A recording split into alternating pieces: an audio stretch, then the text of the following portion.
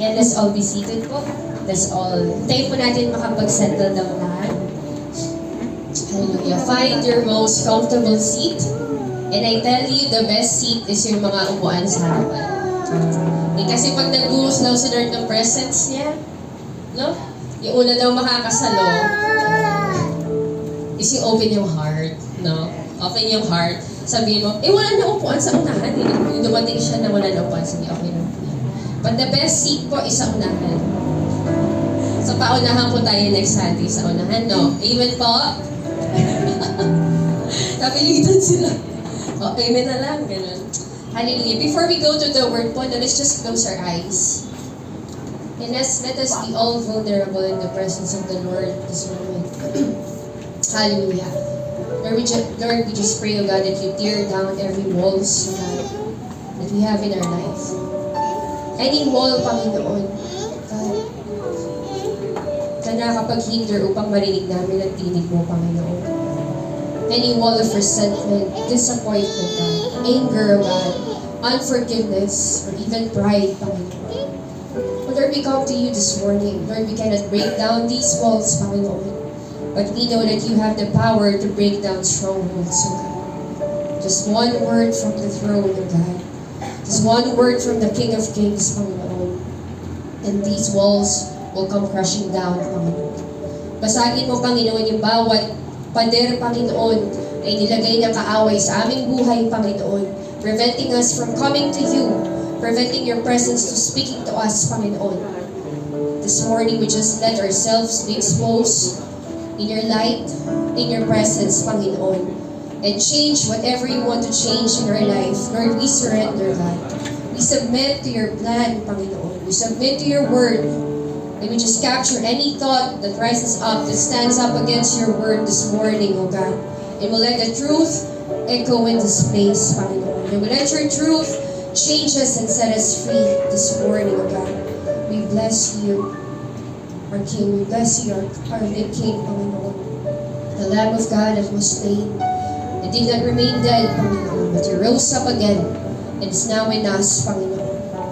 Hallelujah. We honor you, we praise you, God. In Jesus' name we pray. Amen. Palakpakan po natin ulit si Lord. Hallelujah. Thank you, Lord. Sino po nakatapin today, this morning? Nakakonect sa Panginoon? Nakareceive ng rema, ng word? Amen? Hallelujah. Okay, so this morning po, hindi ko alam paano sisimulan. Hallelujah. Ayun, so medyo mahaba-haba pong pag-uusapan natin today. Mga 100 slides. Okay lang po ba? Kalahati po ng 100, di ba yun yun? Marami pa din, di ba? Nasa 50 slides po tayo this morning. But are we ready to learn? Amen. Are we ready to listen to the Word of God? Amen. Sabihin po sa katabi, huwag kang matutulog. Huwag kang matutulog, ha? Pag nakita mo gumagano na yung katabi mo, tapikin mo. Or kurutin mo. Yeah, sabihin mo sa katabi mo, binibigyan kita. Sige po, sabihin po natin, binibigyan kita ng permiso na kurutin ako pag ako'y patulog na. Hallelujah. Thank you, Father. So today, medyo mahaba pong pag-uusapan natin, but we'll try to tackle everything po, no? As much as I can, na hindi ganun kahaba. And I pray that everyone's heart may be ready. Everyone's heart is teachable this morning. No? Amen. So, ayan. So, ang ating theme po is, aware naman po lahat to, is about awakening. No, yung huling topic ni Pastor is about repentance. Sabi ko sa sarili ko, hindi ako iyak. Sana kayanin ko. So, ngayon, ang ganun pa rin po ang theme natin. And we're gonna read and tackle about Nehemiah 10. No? Next slide po tayo. So, pasunod na lang po IT kasi hindi ko din po kabisado. Pero andyan yan. Sunod-sunod yan. Nakasync yan sa notes ko. Okay, so Nehemiah 10. Okay? So, babasahin po natin Nehemiah 10 from verse 28 to verse 39 para maintindihan natin yung buong context ng Nehemiah 10. Okay? Okay, so yan. So, verse 28, the rest of the people, the priests, the Levites, the gatekeepers, the singers, the temple servants and all who have separated themselves from the peoples of the lands to the law of God, their wives, their sons, their daughters, all who have knowledge and understanding. Verse 29, join with their brothers, their nobles, and enter into a curse and an oath to walk in God's law that was given by Moses, the servant of God, and to observe and do all the commandments of the Lord, our Lord, and His rules and His statutes. Verse 30, we will not give. So nagbibigay na sila ng oath, no? Ito kumbaga sa mga bata, no? Oo, gagawin ko yan. Mamatay man ako. Yung mga ganon. Kasi sabi dito, they entered to an oath, di ba? Into a curse and an oath. Parang ganon. Binabind nila yung sarili nila sa Panginoon. Sa 30, sabi dito, we will not give. So nagbibigay na ng oath the Israelites, no? We will not give our daughters to the peoples of the land or take their daughters for our sons. Wala daw intermarry. Hindi daw nila ipapakasal yung mga anak nila doon sa mga anak nung naninirahan sa land, no? Verse 31, and if the peoples of the land bring in goods or any grain on the Sabbath day to sell, we will not buy from them on the Sabbath or on a holy day, and we will forego the crops of the 7th year and the exaction of every debt. Verse 32, we also take on ourselves the obligation to give yearly a third part of a shekel for the service of the Lord, for the service of the house of our God. Verse 33, for the showbread, the regular grain offering, the regular burnt offering, the Sabbaths, the new moons, the appointed feasts, the holy things, and the sin offerings to make atonement for Israel, and for all the work of the house of our God. Verse 34, we, the priests, the Levites, and the people have likewise cast lots for the wood offering to bring it into the house of our God, according to our fathers' houses, at times appointed year by year to burn on the altar of the Lord our God, as it is written in the law. We obligate ourselves to bring the first fruits of our ground and the first fruits of all fruit of every tree, year by year to the house of the Lord. Verse 36, also to bring to the house of our God, to the priests to minister in the house of our God, the firstborn of our sons and of our cattle, as it is written in the law, and the firstborn of our herds and of our flocks. Verse 37, and to bring the first of our dough and our contributions, the fruit of every tree, the wine and the oil to the priest, to the chambers of the house of our God, and to bring to the Levites the tithes from our ground, for it is the Levites who collect the tithes in our towns where we labor. Verse 38, and the priest, the son of Aaron, shall be with the Levites when the Levites receive the tithes, and the Levites shall bring up the tithe of the tithes to the house of our God. Parang tongue twister ako dito. Our God. To the chambers of the storehouse. Verse 39, for the people of Israel and the sons of Levi shall bring the contribution of grain, wine, and oil to the chambers where the vessels of the sanctuary are, as well as the priests who minister and the gatekeepers and the singers. We will not neglect the house of our God. Sabi nga po natin, we will not neglect the house of our God. We will not neglect the house of our God. So ito, no, yung context ng sinasabi nila is about sa temple ng Panginoon. Nag-take sila ng oath na hindi nila pababayaan yung templo ng Panginoon. No? Yung temple na sinasabi dito is yung literal, no? Literal na house ni Lord. So the Israelites, kaya nga po nasabi ko, the Israelites had entered into a curse and oath to walk in God's law during this time. Amen?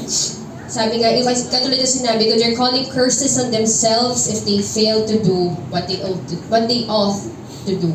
Diba, sabi ko nga kanina, yung katulad ng mga bata, diba, gagawin ko yan, promise. Nang mamatay man ako, yun, ganun. Ganun yung ginawa ng mga Israelites, no?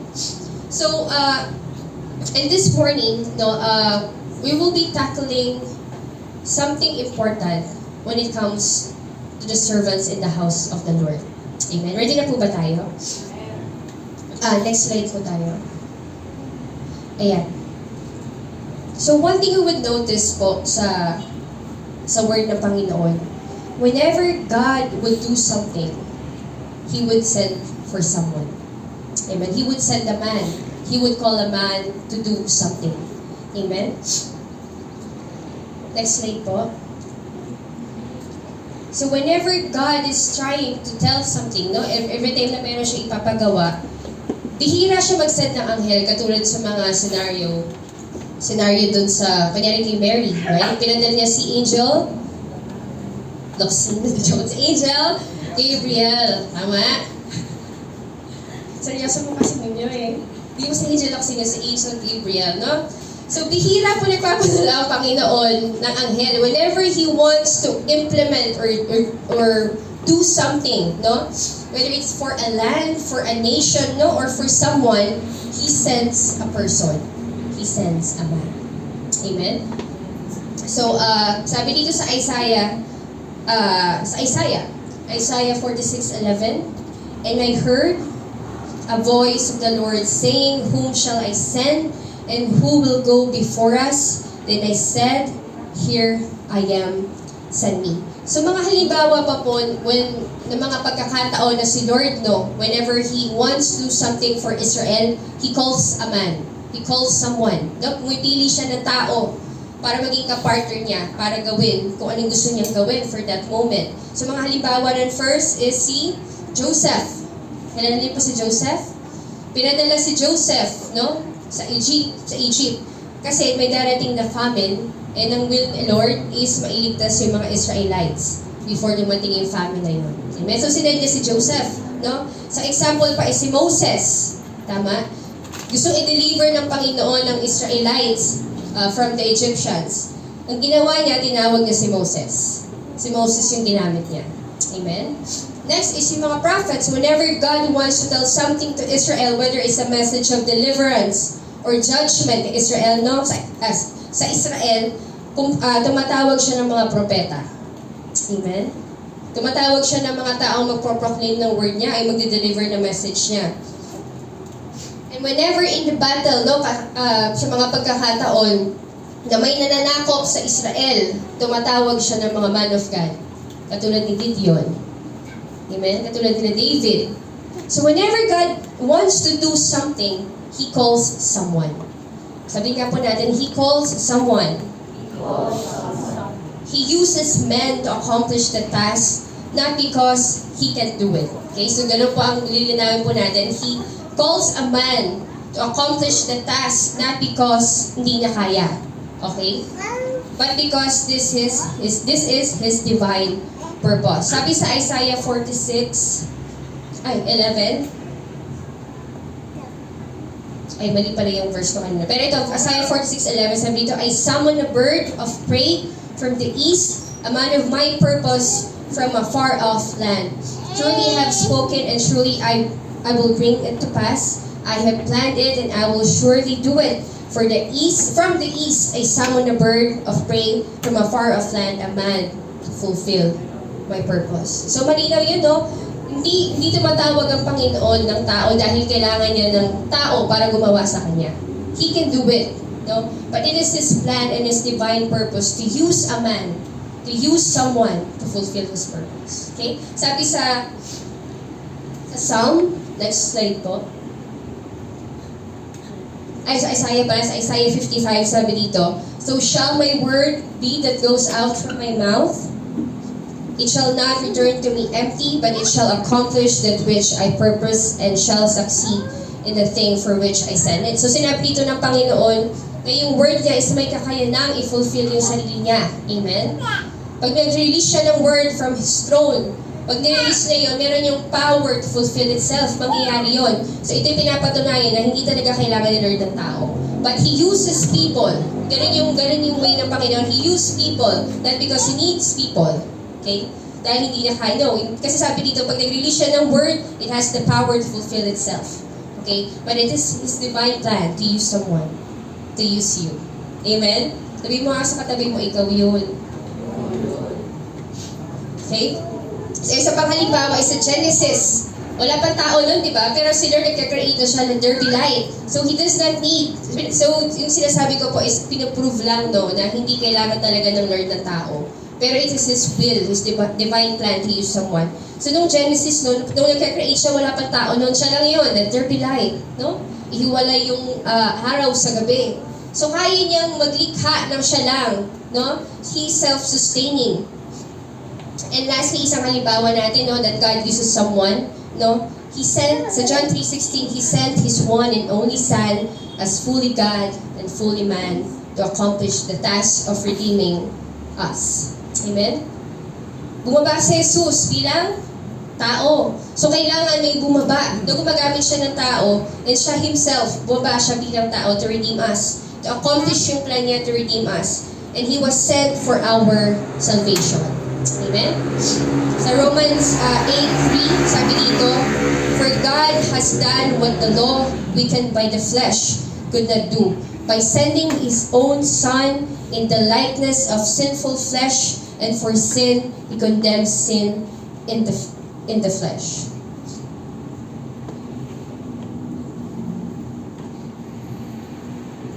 Wait lang po namatay mo yan. Ayan. Sabi dito, si Lord daw mismo ang gumawa what the law cannot do. He sent His own Son in the likeness of a sinful flesh. Ibig sabihin, tao. Noong nagkatawang tao siya. And for sin, He condemns sin in the flesh. So, next slide po tayo. Ayan, so our topic for the day po is God's vessel. Sabihin nga po natin, God's vessel. And this is the title of our topic today, no? Today we'll talk about the qualities of vessels we ought to be. No? Then may katabi mo. Vessel yan. Yeah, vessel. Vessel yan, no? God's vessel. Yeah, so we'll talk about the qualities of vessels we ought to be, na dapat maging tayo in order for God to fully use us. Yung buhay natin is magamit ng Panginoon. Amen? So next slide, 2 Timothy 2, sabi dito, "But God's firm foundation stands, bearing the seal, the Lord knows those who are His, that everyone," that everyone who names the name of the Lord depart from iniquity. Verse 20, "Now in a great house, there are not only vessels of gold and silver, but also of wood, clay, some for honorable use, some for dishonorable." Sa isang malaking bahay daw, may iba't ibang klase ng, ano po ba Tagalog na vessel? Lalagyanan? No? Vessel. So, vessel can be both a physical and a metaphorical meaning. No? May dalawang ibig sabihin ng vessel. So, a vessel can have both. Ayan, physically, it refers to a container or tool used to hold or transport something. No, pag metaphorical naman daw, it signifies a person who is willing to be used by God for His purpose. And that would take us to our first point. Now, we have 4 points for today. Ang first point natin is, God is looking for a willing vessel. Sabihin natin sa katabi, willing. Willing, no? 2 Corinthians chapter 8. "And in this matter, I give my judgment. This benefits you, who a year ago started not only to do this work, but also the desire to do it." Verse 11, "So now finish doing it well." Yung pinlano mo daw, nagagawin mo, now do it or finish it well. So that your readiness, sabi ng readiness sa ibang version po yan, willing. Your willingness in desiring, it may be matched by your completing it out of what you have. Verse 12, "For if their readiness or willingness is there, now it is acceptable according to what a person has, not according to what he does not have." So pag willing daw yung nagbibigay, it is acceptable to the Lord. Amen? Willing. Okay? So willing means being ready. No? Ready tayo. Eager. Prepared to do something. And it often refers to someone's willingness or openness to take action or agree to something. So like in Nehemiah na kanina binasa natin, in their willingness or readiness, they entered into a covenant, commitment sa Panginoon, to the Lord, to serve Him only, not just them, but their whole family. Amen? So unang point po is willing. Kailangan daw po ng Panginoon ng mga vessel na willing. So, willing naman po lahat pumunta dito ngayon, no? Yung mga willing po lahat na nag-church. Amen? So, yun na po unang hinahanap ng Panginoon sa taong isasend niya o gagamitin niya. A vessel that is willing. Not just a vessel that is willing. Amen? Matthew 21, verse 28 to 32, the parable of the two sons. So, nagkakwento si Jesus Christ dito about sa parable ng dalawang sons daw. Sabi sa verse 28, what do you think? A man had two sons, and he went to the first and said, Son, go and work in the vineyard today. Inutusan niya yung unang anak.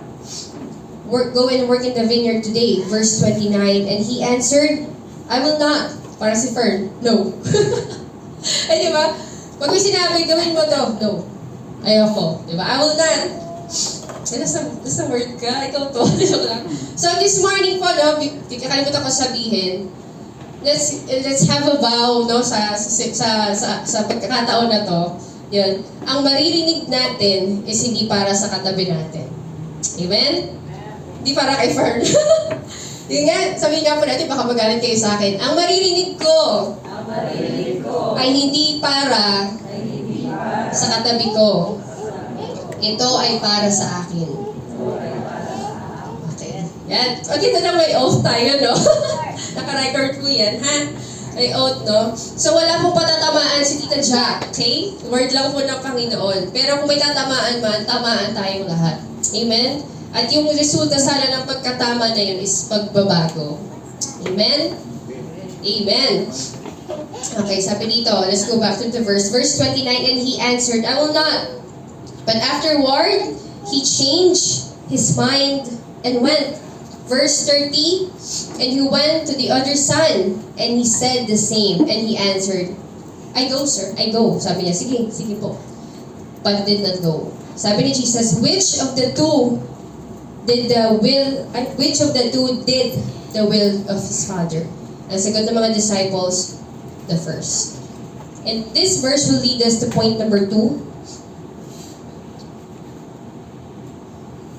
Point number 2 po, pa-flash mo ng slide is, available. Sabihin po natin, available. Okay? So sabi doon sa story sa parable kanina, no? Gawin niyo to. Diba? Kaya sinasabi nila, mag-work kayo sa field na to. Yung sinabi ng una, no. No, ayoko. Pero eventually, nagbago yung isip niya. At kung nagpunta siya at ginawa niya yung inuutos ng ama niya.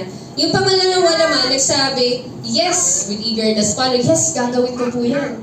Ganyan. Pero nangyari, hindi siya pumunta. Tinanong ni Lord, sino sa tingin niyo yung tunay na ginawa yung will ng ama niya?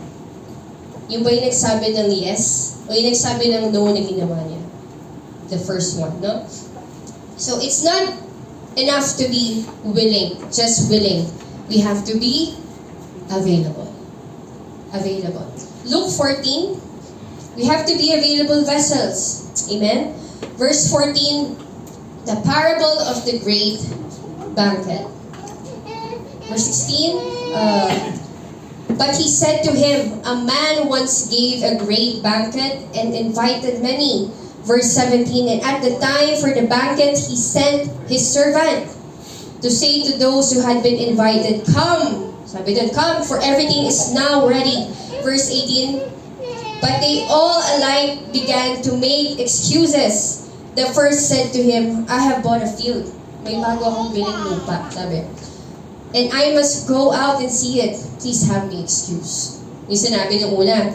Verse 19, and another said, I have bought 5 yoke of oxen, and I go to examine them. Please have me excuse. Verse 20, and another said, I have married a wife. No. No. I married a wife, and therefore I cannot come. Bagong kasal lang ako. Hindi ako makapunta. No? And therefore I cannot come. Verse 21, so the servant came, bumalik yung servant sa master, and reported these things to his master.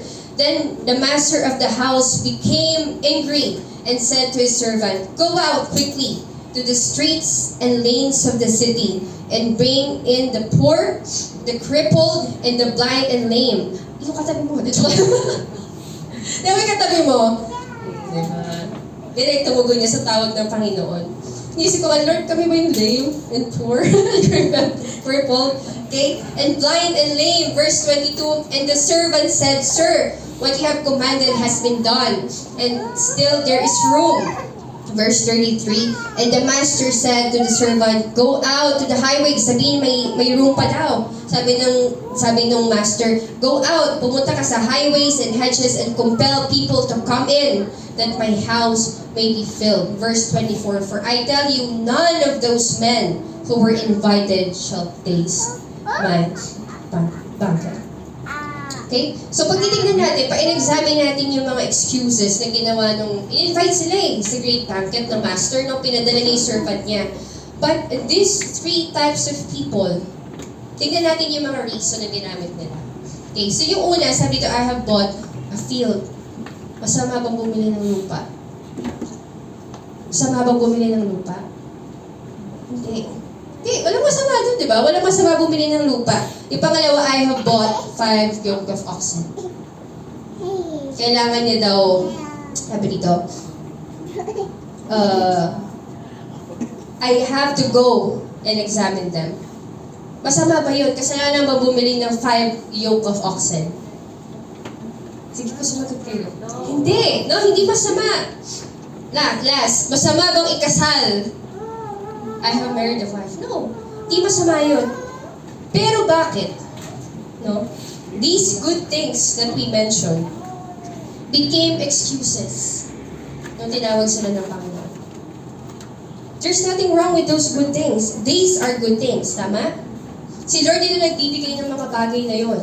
Sa kanya nang galing yun, di ba? A man who finds a good wife. Galing daw sa Panginoon niya a good wife. No? Ba't naging excuse sila? No? Sinasabi lang po dito that when what He gave, yung binigay ng Panginoon, the temporary things become more important than serving Him, than being available to do His work in the kingdom, hindi nagiging kalugod-lugod ang buhay natin sa Kanya. Itong magagandang bagay na to, no, hindi naman kasalanan, hindi naman sinabi na makasalanan kasi ako, di ako pupunta. But these things na naging excuse nila are the valid and good things sa una mong tingin. Amen? Pero sabi dun sa verse, nagalit yung master. Nung narinig niya yung mga dahilan nun, pinangako niya sa sarili niya, none of those men who were invited shall taste my banquet. You see, their excuses appear to be valid at first. Valid, no? Lord, di ako makakapag-serve kasi ganito. Lord, hindi ako makakatugod sa tawag mo kasi ganito eh. Pero hindi sila kasalanan. Kunyari kasi, Lord, ay, sa atin to Lord, kasi busy ako. No? Lord, wala akong time. Please have me excuse. Tinatawag ka na ng Panginoon, serve me. Lord, please have me excuse. Hindi nalulugod ang Panginoon. No? Sabi sa Matthew 6:33, but seek first the kingdom of God. Alam natin ito, di ba? Unahin daw natin ang kingdom ng Panginoon and His righteousness, and all these things will be added to you as well. So yung minsan naman sa atin, no, willing naman tayo. Katulad yung kanina, willing naman tayo sumunod. Gusto naman natin. Tama? Hindi naman sa ayaw mo no? Gusto mo na, mahal mo naman si Lord, willing ka. Gusto mo naman. Or ginagawa mo na siya dati. Naglingkod ka na dati. No? Kaso hindi ka makapagpatuloy dahil sa mga ganong dahilan. So, let's read the prior verses before 33. Bakit sinabi ng Panginoon sa 33 that seek first the kingdom? Ano yung context no? But seek first the kingdom of God and His righteousness. Basahin natin yung verse 25. Umatras tayo, no? Bago yung 33. Bakit daw hindi sila makapag-seek ng kingdom? Sabi dito, therefore I tell you, do not be anxious about your life, what you will eat or what you will drink, nor about your body, what you will put on. Is not life more than food, and body more than clothing? Verse 26, look at the birds of the air. They neither sow or reap, nor gather into barns, and yet your heavenly Father feeds them. Yung mga ibon daw, no? Nandiyan lang, hindi sila nag-aalala. Finifeed sila ng Ama. Are you not more valuable than they? Hindi ka ba mas importante sa Ama compared sa ibon, no? Verse 27, and which of you, by being anxious, can add a single hour to his span of life? Verse 28, and why are you anxious about clothing? Consider the lilies of the field, how they grow, they neither toil nor spin. Pag nanood kayo ng mga, mga National Geographic Channel, pag nakita niyo yung mga halaman, parang, kaganda naman ng halaman na to, pero hindi sila nag-aalala kung saan lang silang nagpo-bloom. Sino nagpapa-bloom doon? It's the Lord. Amen? Isa makita mo lang, may bulaklak sa, di ba? Kita mo doon sa siwang ng semento, may umusbong na bulaklak. Sino po nakakita ng mga ganun? Di ba? May nag-alaga ba doon? But it just bloomed, no? Dito. Verse 29, and yet I tell you, even Solomon in all his glory was not arrayed like one of these. Verse 30, for if God so clothed the grass of the field, which today is alive and tomorrow is thrown into the oven, will he not much more clothe you? O you of little faith. Therefore, sabi sa verse 31, do not be anxious, saying, what shall we eat? What shall we drink? Or what shall we wear? Pamilyar po ba yan? Mga bayarin. Ganun, di ba? Wala na, maubos na yung bigas. Ganun, di ba? Ganun din. Applicable din po ito sa atin ngayon. What shall we eat? What shall we drink? Or what shall we wear? Verse 32, for the Gentiles seek after all these things, and your heavenly Father knows that you need them all. Alam na ng Ama. Alam ng Ama. Amen. Na kailangan mo, ang mga kailangan mo. Alam niya kailangan mo kumain. Alam niya kailangan mo ng tirahan. Alam niya na kailangan mo ng pambayad. Sa mga Judith. Amen. Alam niya yan. No? Pero anong gustong ipagawa sa iyo ng Panginoon? 33, but seek first the kingdom of God and His righteousness, and all these things will be added to you. That's the secret. So, pag inuna natin ng Panginoon, His provision will come. Maraming pong storya. Amen. Kahit tayo, I know we have personal testimonies. Yung inuna natin ng Panginoon. No? Inuna natin siya. Yung agendas ng kingdom niya, nagpo-provide siya. Amen? Can I hear amen po? Amen. But seek first the kingdom. Pinapakita po ng Panginoon yung sikreto. Kailangan mo itong mga bagay na to. Alam na ng Ama. Sabi niya sa 32, the Father knows that you need them all. Alam niya yung kailangan mo. Kailangan mo ng trabaho, kailangan mo ng pambayad. Alam niya lahat yan. Pero anong pinapagawa niya? Seek first His kingdom. That's the secret. Sinasabi na ng Panginoon. No? And all these things will be added to you. Verse 34, wala ata dyan. Therefore, inulit siya, do not be anxious about tomorrow, for tomorrow will be anxious for itself. Sufficient for the day is its own trouble. Kaya po, alam niyo po nakaka-bless tuwing nakakita ako ng, alam mo yung mga naglilingkod sa Lord, laging available, no? Pero alam mo na may pinagdadaanan sila.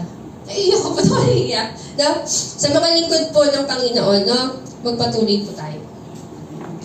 Siya ang bahala sa buhay mo.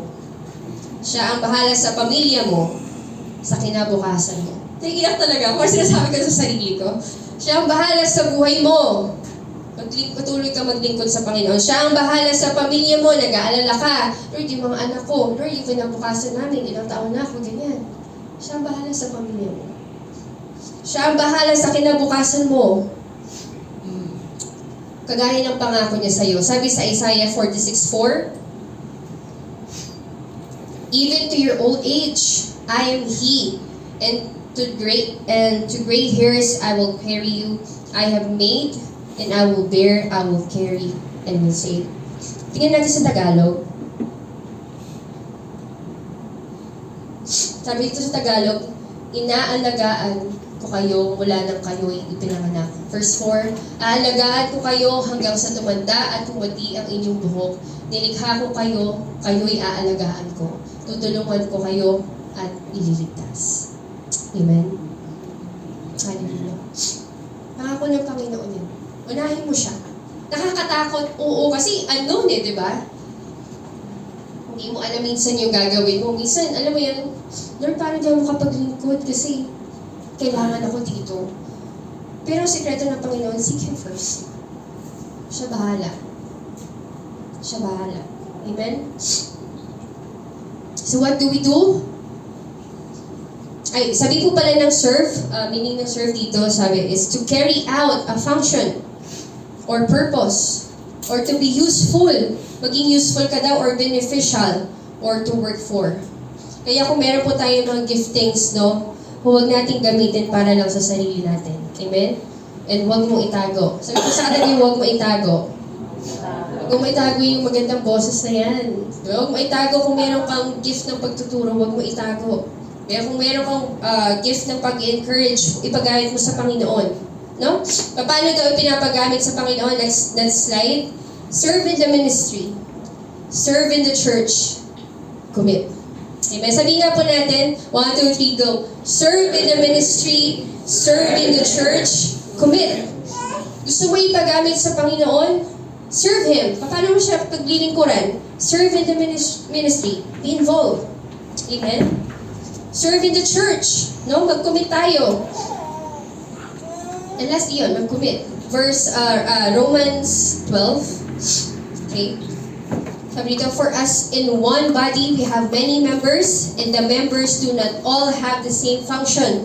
Verse 5, so we, though many, are one body in Christ, and individually members one of another. Verse 6, having gifts that differ according to the grace given to us, let us use them. If prophecy, in proportion to our faith. Verse 7, if service, in our serving, kung ito daw yung gift mo, if service, maglingkod ka. Kung nakita mo yun yung binigay sa'yo ng Panginoon. The one who teaches, magturo ka. And the one who exhorts, mag-exhort ka ng mga tao. Kung gift mo is na-encourage yung mga tao, pagkausap ka nila, paggamit mo sa Panginoon. No?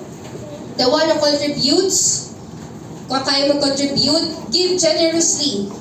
The one who leads, kung meron kang kakayanang mag-lead, no? Paggamit mo sa Panginoon, to lead with zeal. The one who does acts of mercy with cheerfulness, ipagamit mo sa Panginoon. Sabihin nga po natin, ipagamit mo sa Panginoon. Kung may gift ka sa ganitong area, no, artistic ka, nakikita mo parang kailangan nila ng tulong, join them. Amen? Commit.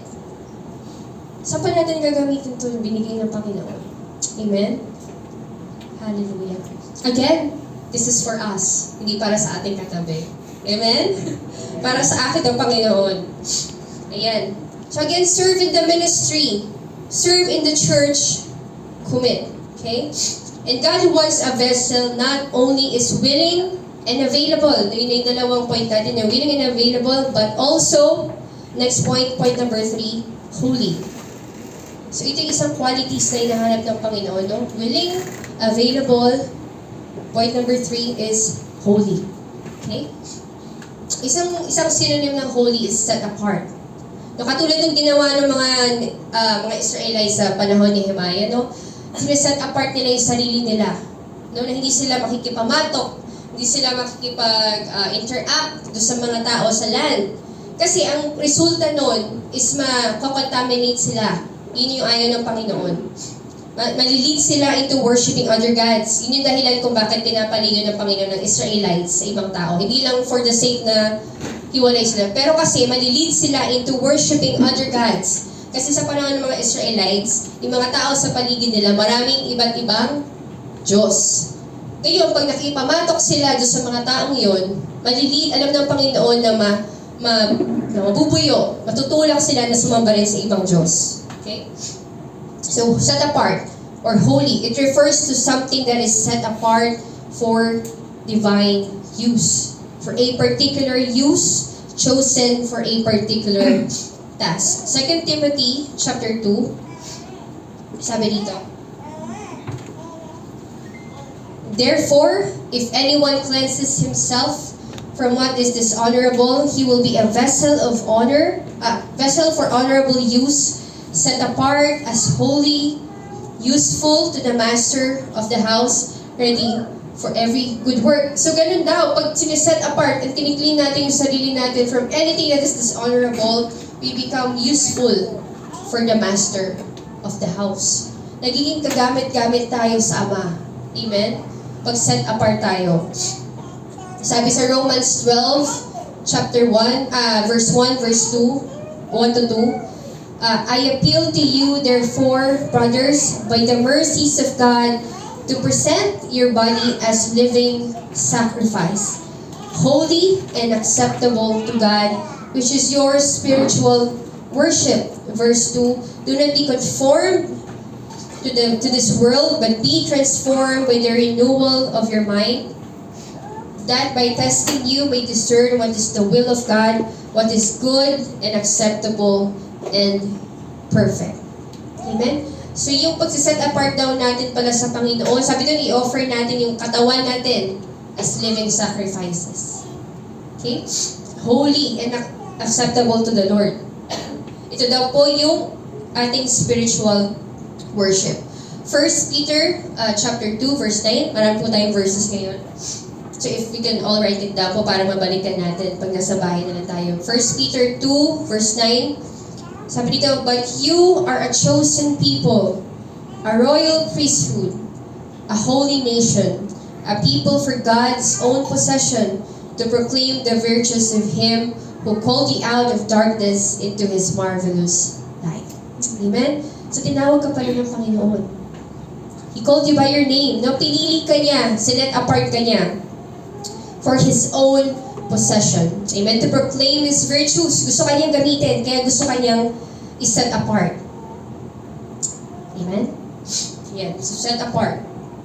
Ang isa pa po yung sabi na set apart, we are called for a specific purpose. Merong design yun, no? Merong specific design para sa atin. Hallelujah. Thank you, Lord. And let's go to the next point po. Hallelujah. Not only we must be willing, available, and holy, but we must also be broken vessels. Amen? Broken. Next slide po tayo.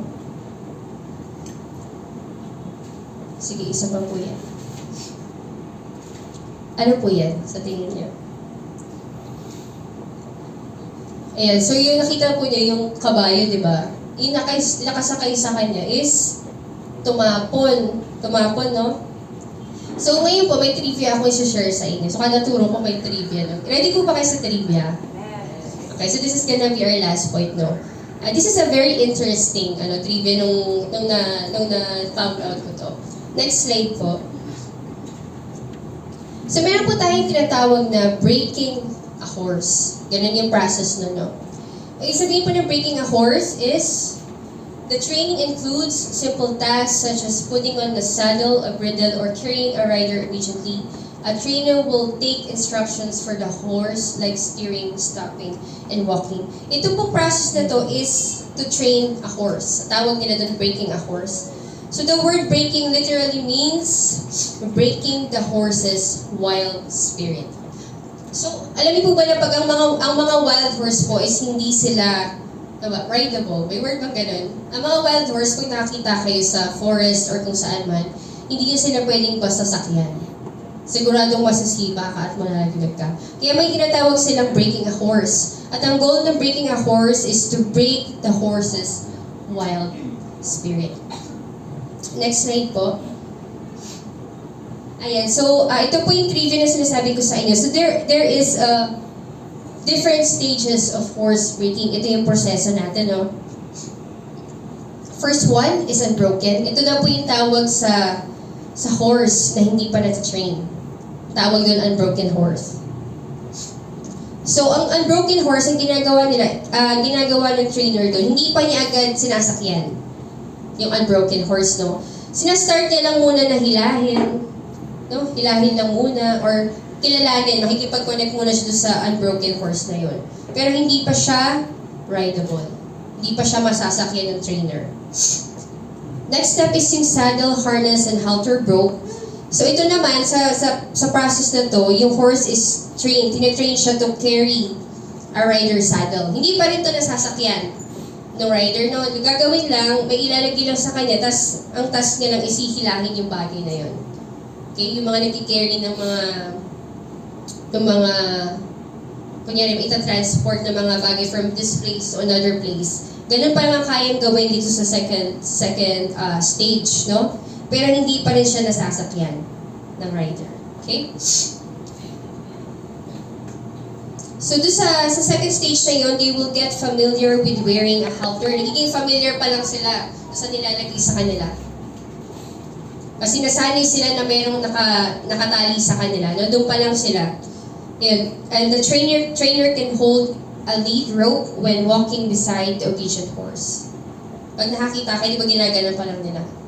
So, nandun pa lang sa stage na yun. Point number 3, ay third step pala. Dito na ako. Dumb. Third pa rin dito ako sa stage na to. Dumb. Broke. Sakit yun, dumb ka na, broke ka pa. Hindi.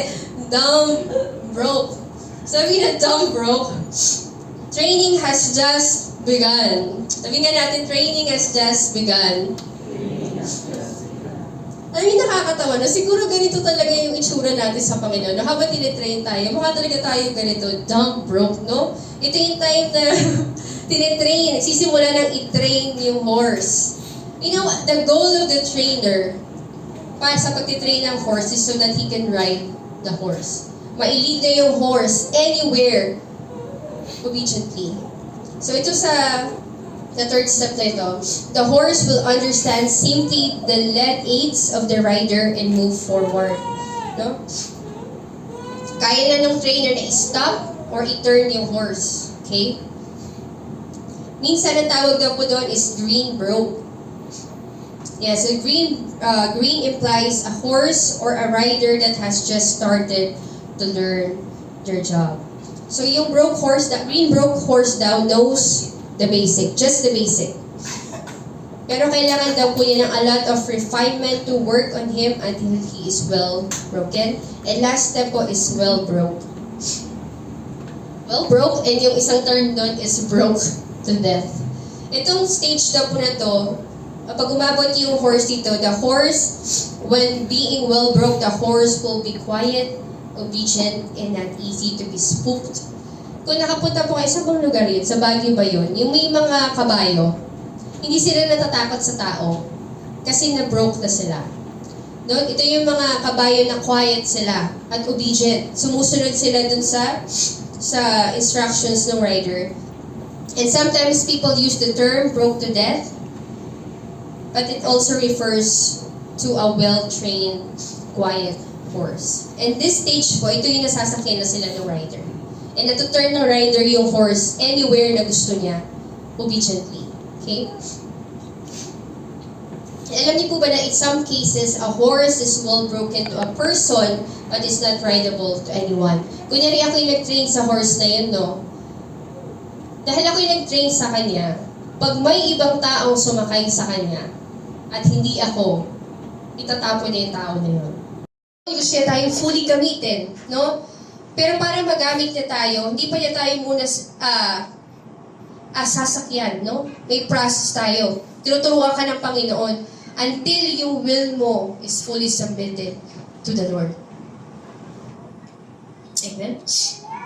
Like in Nehemiah, the people vowed to the Lord that they and their family will obey and serve the Lord. Sabi sa Nehemiah 10:39, we will not neglect the house of our God.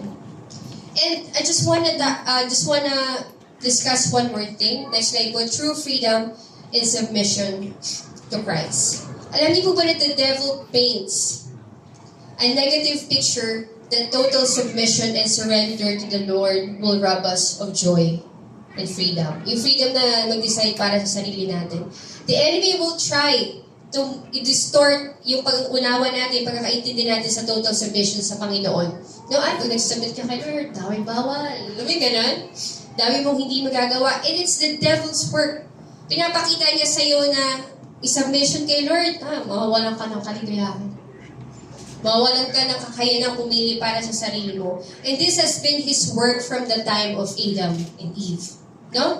Lagi siya nag-i-instill. Pinigay na ni Lord yung buong garden. Ang utos lang, huwag kainin tong prutas na to. Ang ginawa ni Satan, minagnify niya yun, yung hindi pinapagawa ng Panginoon. No?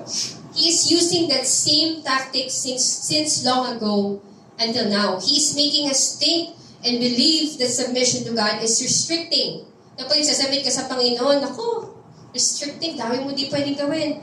Or boring, or mundane. Sabi na mundane is walang excitement, parang dull. Missing out on all the fun and good things we can have.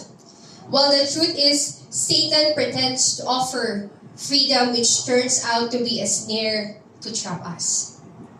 Yung klase ng freedom na binibigay ni Satan or ino-offer na sa'yo, no, is a snare to trap you. Amen? To keep us in bondage. At ang tunay po na nakakapagod ng buhay pag wala ang Panginoon. Amen? Nakakapagod ng buhay pag wala ang Panginoon. And rest yung unang nawawala. Ano sabi sa John 10:10? The enemy comes to kill, steal, and destroy. Okay, so whatever the enemy is trying to paint the picture of, na pag nagsabit ka kaya, pag nag-serve ka all out, nawawalan ka. Diba, mababayaan yung buhay mo, huwag ka mag-serve, huwag ka mag-all out. Kailangan may reserve ka sa sarili mo. And it's not so with the Lord. Amen? Ikaya kung gusto mo talagang tunay kang magamit ng Panginoon, ibibigay mo sa Kanya yung renda. Amen? If you still want to have some control over your life, the Lord cannot really fully use you. Amen? Sino pong gusto magpagamit sa Panginoon? Amen. Hallelujah. Amen. Hallelujah. Sabi sa Matthew 11:28, this is the promise of the Lord. Come to me, all who labor and are heavy laden, and I will give you rest. Verse 29, take my yoke upon you and learn from me, for I am gentle and lowly in heart, and you will find rest for your souls. For my yoke is easy, and my burden is light. Ano ibig sabihin ng Panginoon dito? Totoo ba na easy ang yoke ng Panginoon? Totoo ba na light? So sinasabi dito ng Panginoon that you will find rest for your souls. Compared sa yoke na binibigay ng kaaway, ang yoke ng Panginoon is easy and light. Amen? Sabi ni Lord, lumapit ka. No? Take up my yoke. Iyaan mong ilagay ko sa iyo yung yoke, katulad dun sa horse, di ba? Iyaan mong ilagay ko yun, take my yoke upon you and learn from me. Parang yung trainer sa horse. Learn from me, for I am gentle and lowly in heart, and you will find rest for your souls. Contrary sa kung ano sinasabi ng kaaway. No? Nagawin mo lahat to, huwag ka mag-serve. No? O kaya, pwede hindi naman kasalanan, huwag mo ibigay lahat kasi kailangan ka din. Diba? Ano may ganun sasabihin ni Lord, ng kaaway sa'yo? Sabi ni Lord dito, you will find rest for your souls, for my yoke is easy and my burden is light. And if we don't take the yoke of Christ, we'll be put under the yoke of the enemy that will ultimately lead to death. Kung hindi ka magpapas-enslave sa Panginoon, magiging slave ka to something else. Naniniwala po ba kayo doon? If you don't decide to be a slave for the Lord, a servant of the Lord, you will serve another one. And that's the evil one. Oh, friend. Another one, that's the evil one. Amen? If you serve yourself, you're under Satan's yoke. You do what I want. Gagawin ko lang yung gusto ko, hindi ako magsasubmit sa Panginoon.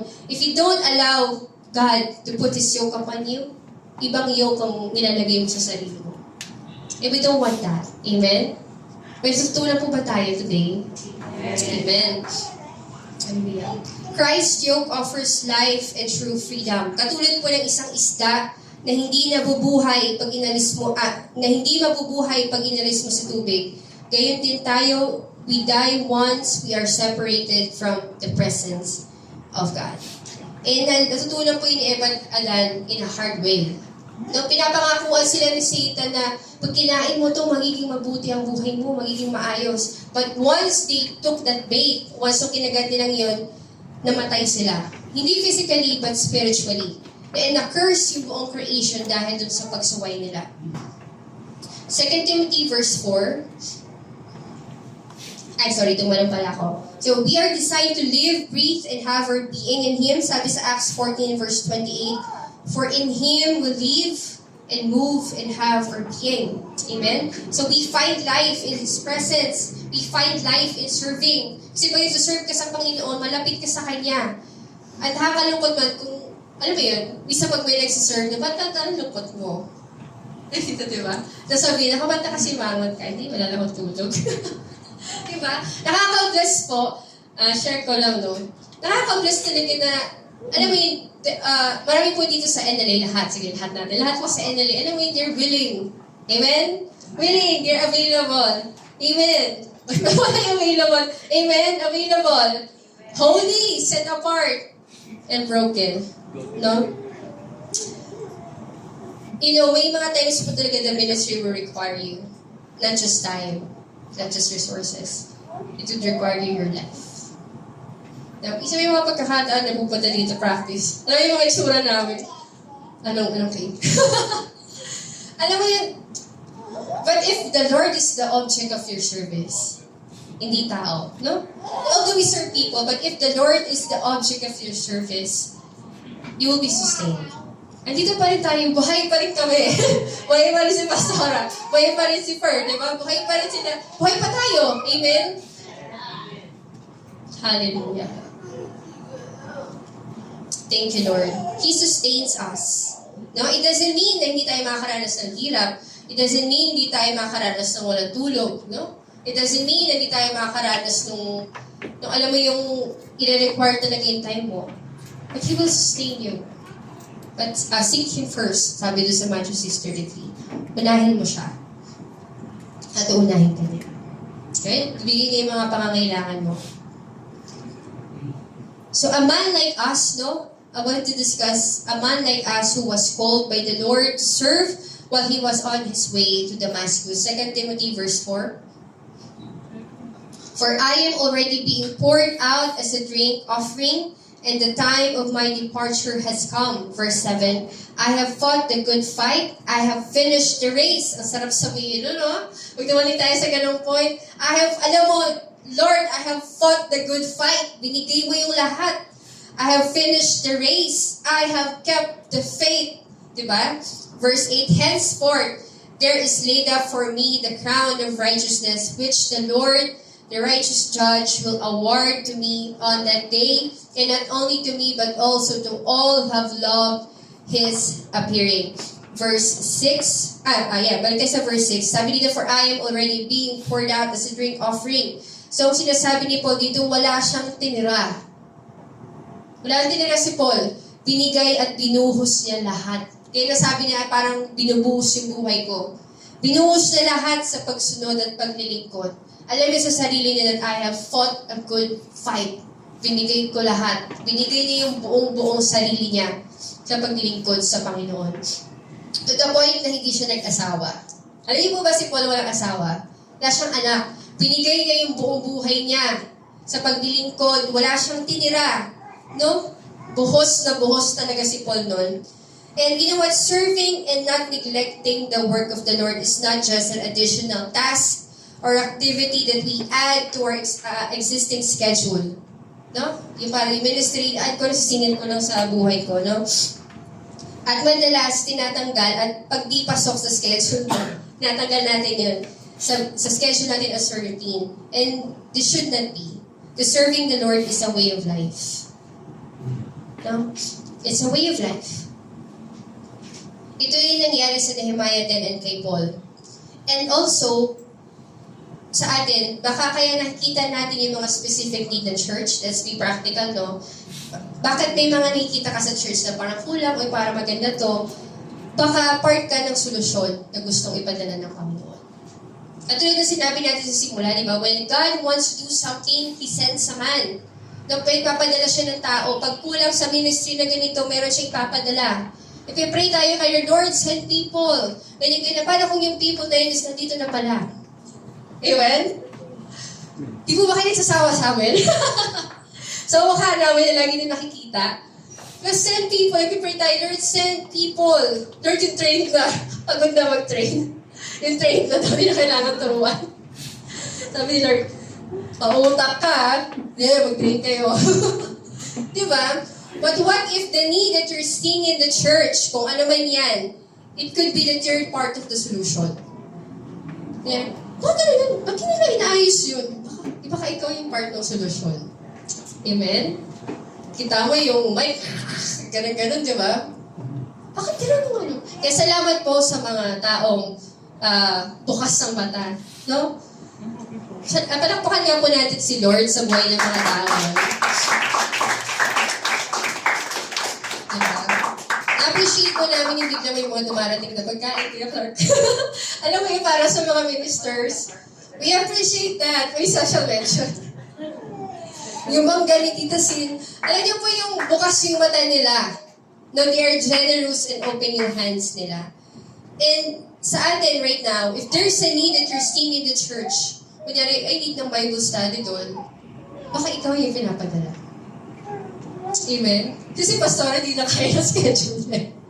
Diba? Dito na siya ng ganyan, Monday to Friday, puno na, Saturday, Sunday. Tapos siya na rin nagbe-base. Ang pahinga lang ni pastora is base. Pahinga na yun. Ang pahinga lang namin is turo. Di pa kami nagreklamo. It's a privilege to serve the Lord.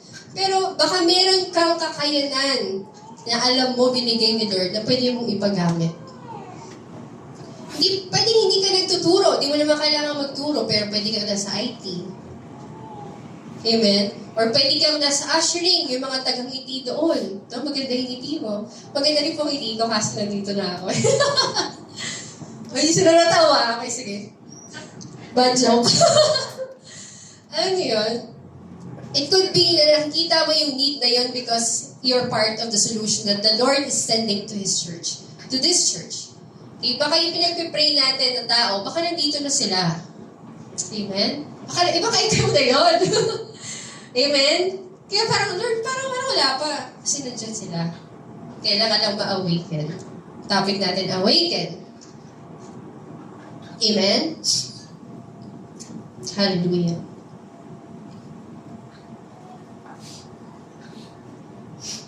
Good. So, it is a way of life yung paglilingkod sa Panginoon, no?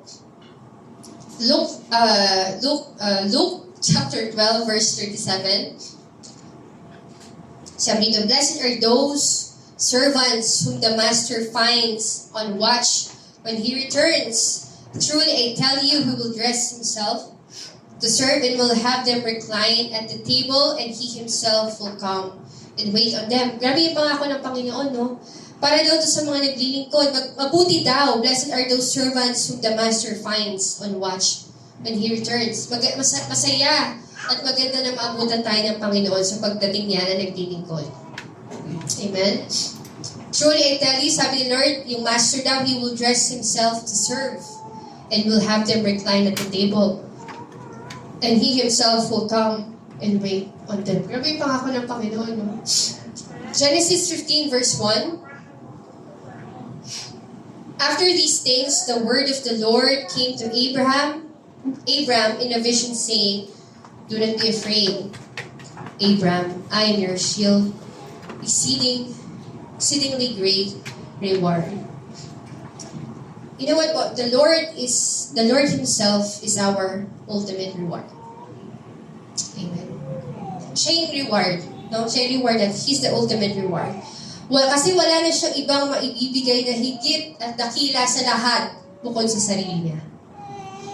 Sana pinangako na lang niya, I will give you a lot of possession. I will give you, power and might, ganyan. Pero kung sinabi niya dito, binigay niya yung sarili niya as reward para sa atin. Katulad na sinabi sa Luke, di ba? Para daw sa matatagpuang naghihintay at naglilingkod sa Panginoon, siya mismo daw ang magsuserve and will wait on us. Amen? Binigay niya yung sarili niya bilang gantimpala. Great exceeding reward. Yung lagpas daw sa deserve natin. Di ba pala sabi natin, deserve ko to, ganyan. Pero si Lord, hindi natin siya deserve. Alam mo, pero binigay niya yung sarili niya as reward. And as a compensation for ministers of the Lord, yung mga pagod, mga iyak na hindi nakita ng ibang tao. Sa mga susunod, is mga tao na gusto nyo din maglingkod. You know, the greatest reward of the ministers, dapat, no, is not the fame or the activity, but when the Lord comes and meets us. Katulad yung nangyari kanina, this is our reward. No, yung mga pagod ng mga ministers, when the presence of the Lord comes, the Lord comes, it's enough. Amen? That's why we serve. That's why we toil. Toil talaga. It's work. Minsan hindi pretty. Di ba? Minsan hindi pretty ang pagsaserve. Talaga it will require effort, sacrifice. But the reward that we're looking for, or the reward that we are expecting, is Him, Himself. That when His presence comes, lahat ng pagod mo, nawawala. Amen? Hallelujah. Wala nang maibagay na iba si Lord na higit kundi yung sarili niya. Siya na yung greatest, exceeding. Dinascribe niya yung sarili that I am your great, exceedingly great reward. Siya yung ating gantimpala, no? Secondary na lang siguro yung mga pwedeng ibigay ng Panginoon, yung mga answered prayer, no? Secondary na lang yan. But the greatest reward that the Lord can give is Himself to His ministers. Amen? And if this morning, if there's still something else that you're, yung focus ng ministry mo is hindi pa ang Panginoon, it's a moment to reflect. Lord, am I really serving you or my own purpose? Am I really serving you or yung makukuha ko sa ministry? Nakilala ka, ganyan. Kasi sabi ng Panginoon, yung reward na ibibigay niya is yung sarili niya. At pag hindi ka satisfied sa Kanya, you will get tired of the ministry. You will quit. No? Pag nagkaroon ka na ng problema sa pamilya mo, wala ka ng gana sa ministry because He was not the object of your service.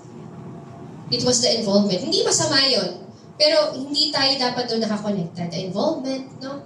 It can begin in that. No? Pwede magsimula doon, but we must mali tayo. The ending and the purpose and the sole object of our service is the Lord. Amen. Alam niyo po, ang difference ng malalaking church, may difference ng big church, mega churches, and small churches, no? And ever since we become a Christian, saan lang kami church? Hindi kami sa mega church. And nagkakaroon po ako ng katrabaho sa Victory siya, no? Sa church nila. Napo-provide yung mga ministers. Provide. May iba pa nga doon na isosupport ka basta mag-full-time ka. No? And di ako makarelate kasi ever since, hindi kami ganun. Alam mo, parang hindi ako makarelate. Hindi ko sinasabing hindi maganda yun, ha. Maganda po yun kasi they are able to sustain their ministers. Yung mga nagsiserve. Iniisip ko, kasi ever since naging Christian kami pa yung nagbibigay. No, kami yung out of your pocket, talagang hindi kami makarelate dun sa kami yung binibigyan. Ay, sila yung bibigyan. Kasi lagi kaming palabas. And I thank the Lord na may mga ganun pa rin ministers. Alam mo yun? Alam niyo po pag nag-commit kayo sa ministry, hindi po namin kayo mapangakuan ng malaking LG. No? Hindi po namin kayo mapangakuan ng mga bagay na yun. But one thing we know, no? The Lord is our reward. And He's enough. Amen. Iyak talaga ako. Ayaw ko maging sentimental. No? Hindi ako makarelate talaga ng alam po yun nila na dito. Talagang, alam mo, dumating po sa time na nawalan kami ng church, na share ko lang. Na kami ng church, nagbubuhat talaga kami. From court to court, basta may survive lang yung Sunday service. Ganun yung namin, ganun yung exposure namin. And di pag nakakapunta ako sa malalaking churches and pag narinig yung story, di ako makarelate. No? Pero sabi ko, Lord, salamat. Kasi I feel low. Maganda yun. Maganda sana yun. Pero salamat, Panginoon, na hinayaan mo kami na makapaglingkod na ikaw lang talaga yung dahilan. Wala kaming makukuha. Alam mo yung gano'n, mga ministers madalas, wala naman sila makukuha. No? Nagtutoil sila, nag-aaral ng ituturo, okay, nagsuserve, nagpa-practice. No? Pero ang soul reward talaga na tinitignan nila isang Panginoon. And He is enough. Amen? He is enough. More than enough.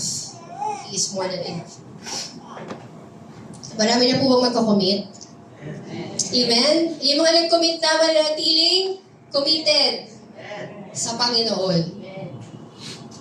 Amen.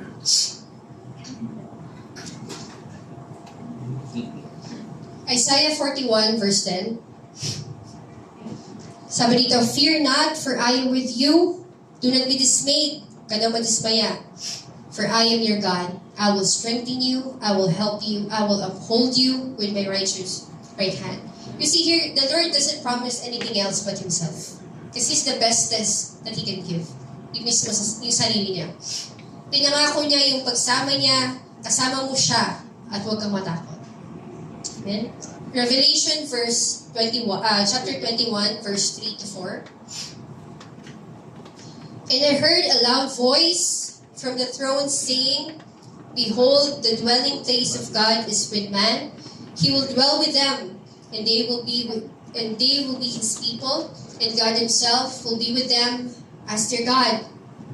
He will wipe away every tear from their eyes, and death shall be no more. Neither shall there be mourning, nor crying, nor pain anymore, for the former things have passed away. Verse 6, And He said to me, It is done.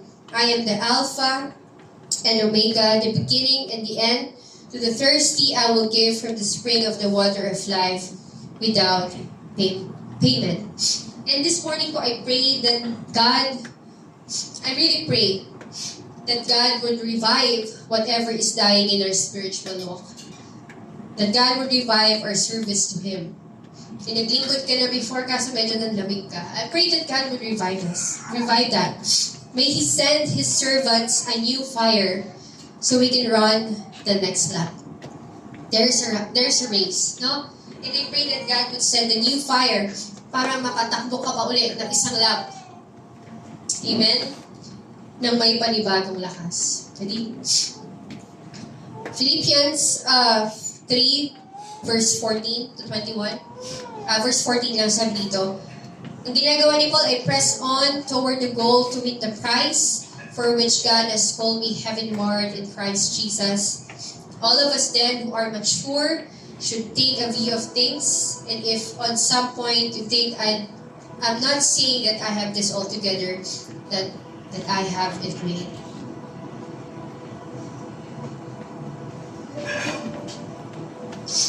We press on toward the goal to win the prize.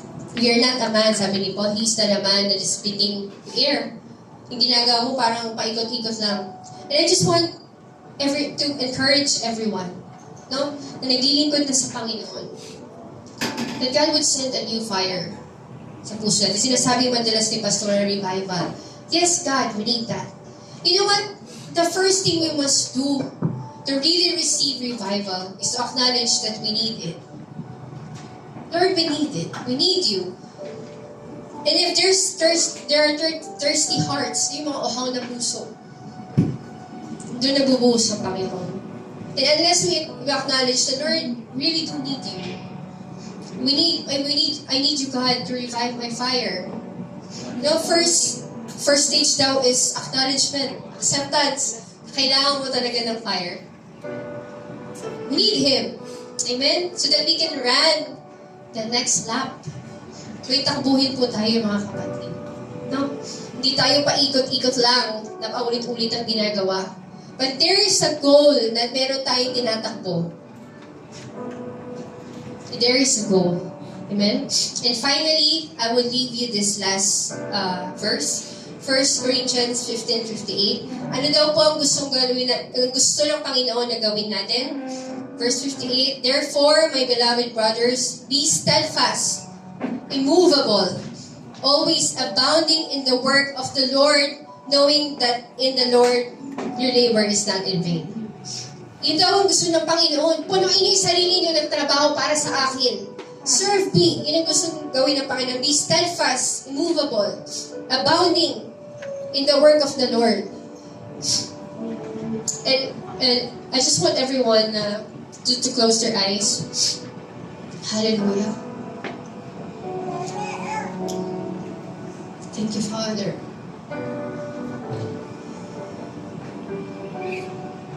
Holy Spirit, Lord, we thank you, God. We thank you for convicting our hearts, Father. And not just convicting us, Panginoon Lord, but hayaan mong magkaroon ng bunga, Panginoon, yung word mo this morning. That we will not just be willing, available, but we must also be holy and broken before you, God. And this morning, God, we acknowledge, God, that we need your fire. We need your fire. We need your revival, God. We need you to renew, Panginoon, the fire inside of us, Panginoon, that we may serve you with zeal.